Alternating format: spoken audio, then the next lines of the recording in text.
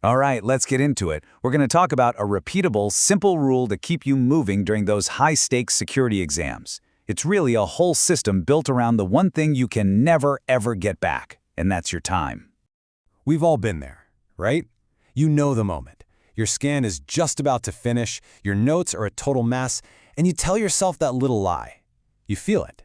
You're so close to a breakthrough, you just need a couple more minutes to lock it down. And then, what happens? 40 minutes fly by and you're left staring at this museum of data, terminal windows everywhere, but you have absolutely zero clarity on what to do next. You've definitely been busy, but you haven't actually made any real progress. Look, this isn't just some bad habit. It actually has a name. It's the rabbit hole trap. It's that cycle of just collecting more and more and more information without ever having a clear, actionable path forward. So, this is where we have to totally reframe the way we think about this behavior. This isn't you being diligent. It's not thoroughness. In an exam environment, this is a critical vulnerability in your own process, and it is costing you points with every single tick of the clock. And that brings us to the core mindset shift we need to make. In these high-pressure situations, time itself becomes the vulnerability. You can either ignore it and let it totally exploit your attention, or you can turn the tables and use that pressure to create a rhythm that actually works for you. This brings up a really key concept: unpriced recon. Think about it like this. It's any recon that doesn't lead to a direct, actionable next step. You're paying for it with your most valuable asset, your time, but you're getting zero return on that investment. The goal here is to stop that spending cold. So what are we actually trying to do here? Well, on the left, you've got proper enumeration. It's all about answering specific, targeted questions. What's here, what's exposed, and most importantly, where is the cheapest path to control? What it is not, on the right, is just running every tool you've ever installed, collecting a pretty art gallery of Nmap output, or, doing PrivEsk research just because you're feeling anxious. So, what's the solution to all this? Well, it's a deceptively simple system called the 20-minute rule. It's just a repeatable time box that forces you to stop collecting information and start making actual decisions. So here's what that baseline sweep looks like. It's really structured and totally manageable. The first 5 minutes, just a quick reality check on the open ports. Then you're going to move to a first pass on web services. After that, a quick look at file shares and any old legacy services. And you finish it all off with a cred sniff, just looking for the cheapest, most obvious ways in. Now this right here is maybe the most important part of the whole thing.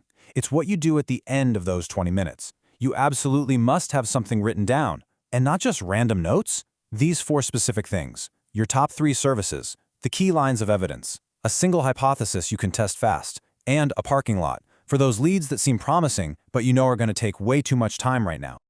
Okay, this is the real heart of the system. It's not just about setting a timer and that's it. It's all about the reset checklist. This is the mechanism that forces a strategic move when that timer goes off. It stops you from just hitting snooze and falling right back down the same rabbit hole. When that buzzer goes off, bam, you do these 4 things. You snapshot your evidence. You choose one of 3 lanes: exploit, pivot, or park. Then you define one single goal for your next 20-minute block, and you update that parking lot. It completely transforms a hard stop from a moment of panic into a moment of pure clarity. And what's so great about this is that it just removes all the guesswork. This little framework, it turns that vague, I don't know what to do feeling into a concrete choice. If you can define a quick test, you exploit. If you've got no clear path forward, you pivot to something new. And if the lead feels real but you know it's going to be deep, you park it with a plan to come back later. And that brings us to this really powerful idea. Parking a lead is not giving up. Let's be real, you don't get points for suffering.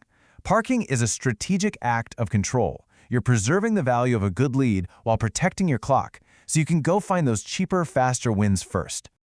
All right, so to make this system actually stick, you've got to be able to recognize the common traps that will try to pull you right back into your old habits. Just seeing them coming is half the battle. So be on the lookout for these curiosity traps. You've got scan stacking. That's when you just keep running more scans to avoid making a decision. Or share spelunking, just digging through every single file on a network share without any clear purpose. Recognizing these patterns is absolutely the first step to breaking them. The key takeaway here is actually pretty simple.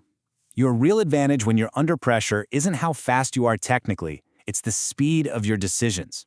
Getting faster at choosing a path is way more valuable than getting faster at running a tool. And this is the fundamental truth of the whole system. The rabbit hole, it's not some personal flaw. It's just what happens when your curiosity doesn't have a budget. Your tools are great for gathering info, but they don't make decisions for you. A timer plus a structured decision gate, that's what creates forward momentum. So, that leaves us with this final thought. This isn't just some abstract theory. It's a practical system you can start using right now. The difference between just drifting and actually moving with clarity is having a process. So the question is, your timer is set. What's your next move?